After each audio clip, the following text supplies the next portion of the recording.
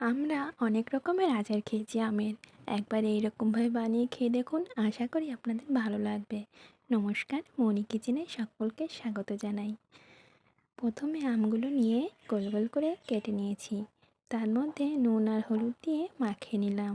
তারপর একটা থালায় খবরের কাগজ দিয়ে আমগুলো দিয়ে রোদে দিয়ে দেবো। এটাই ভাবছেন না কেন খবরের কাগজ দিয়েছি? কারণ আম থেকে একটা জল ছাড়ে, যাতে জলটা খবরের কাগজে টেনে নেয়, যার কারণে দিয়েছি। তারপরে আমগুলো একটা রোদ দিয়ে নিয়েছি, আমগুলো শুকিয়ে গেছে, আমি একটা বাটিতে তুলে নিয়েছি। আর একটা মশলা রেডি করলাম। মশলাতে আছে জিরে, পাঁচফোড়ন, মৌরি, ধনে আর লঙ্কা দিয়ে শুকনো খোলায় ভেজে গুঁড়ো করে নিয়েছি।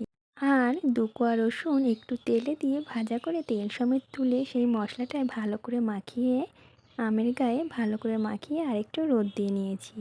তারপরে রোদের থেকে নিয়ে একটা ছোট্ট বয়াম নিয়েছি, তাতে আমের স্লাইসগুলো দিয়ে দিলাম। তো আমি আমের স্লাইসগুলো বোতলে সব দিয়ে দিচ্ছি। আর দেবো একটা শুকনো লঙ্কা মাঝখান থেকে ভেঙে। আর দেবো সর্ষের তেল। সর্ষের তেলটা আমি গরম করে ঠান্ডা করে নিয়েছি। কাঁচা সর্ষের তেল দিলে আচারটা বেশি দিন থাকে না, নষ্ট হয়ে যায়। তাই আমি সবগুলো দিয়ে বয়ামের মুখটা আটকে নিয়েছি। ভালো লাগলে চ্যানেলটি সাবস্ক্রাইব করে আমার পাশে থাকবেন।